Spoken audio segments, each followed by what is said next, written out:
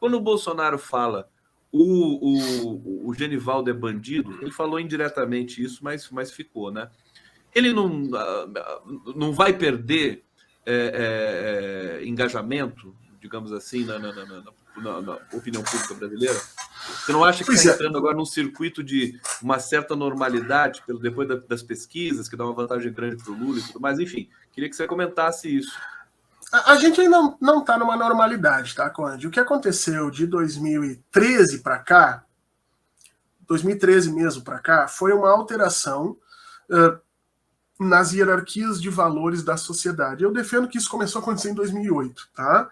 Com a crise mundial do capitalismo, houve um investimento maciço em propaganda, não só propaganda via mídia, mas também em ONGs, em think tanks, em grupos de jovens, essa coisa toda, para forçar uma alteração nas preferências, nas ideias, nos conceitos das sociedades que nós tínhamos naquele momento. Então, uma das coisas que se alterou nesse processo todo foi exatamente o consenso que se tinha obtido no final do século XX a respeito dos direitos humanos, né?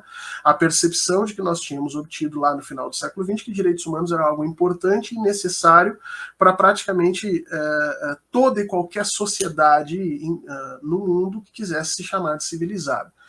Esse consenso foi sendo destruído, soterrado, de tal sorte que lá por 2013, 2014, 2015, qualquer um que defendesse direitos humanos era atacado e chacoalhado, obviamente, inclusive pelas próprias populações que eram as mais favorecidas, vamos dizer assim, por essa luta de direitos humanos, porque eram aquelas que não tinham seus direitos reconhecidos, né? Então, essa estrutura de coisas, essa alteração que foi feita, ainda não voltamos atrás. Tá? A sociedade brasileira continua ainda muito refratária a entender que segurança pública é uma questão também ligada à economia, a entender que segurança pública depende de instituições que hajam totalmente dentro da lei. Há ainda na sociedade brasileira uma percepção muito grande de que basta você usar um uniforme para que você tenha toda a sua conjunção, a sua relação de valores defendida de forma meritória, ou seja, basta que a pessoa use um uniforme que ela está certa. Quem não está usando uniforme está errado e é bandido. A sociedade brasileira ainda vive um pouco essa relação dicotômica. Eu acho que uma vitória de Luiz Inácio Lula da Silva tem tudo para inverter isso, né?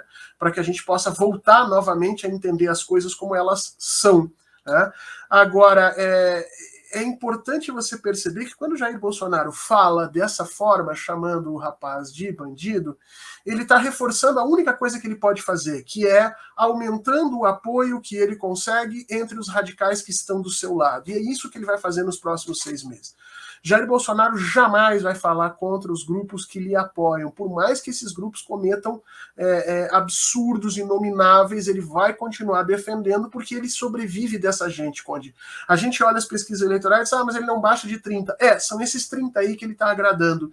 Se em alguma dessas manifestações ele voltar atrás, der um passo atrás, ele perde a eleição, indiscutivelmente com menos de 20%. Então ele precisa alimentar esses monstros. E aí a gente volta àquilo que a gente tem falado há muito tempo, Conde.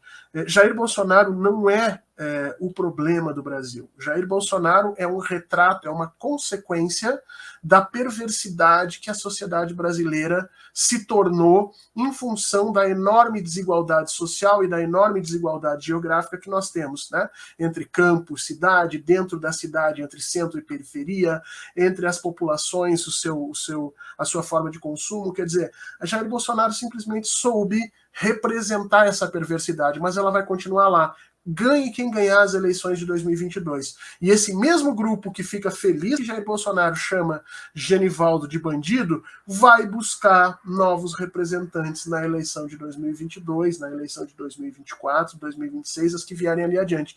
Não pensem que vencendo Bolsonaro, nós vamos nos livrar desses monstros. Na realidade, nós vamos ter que pensar muito bem enquanto sociedade, como é que a gente resolve esse problema.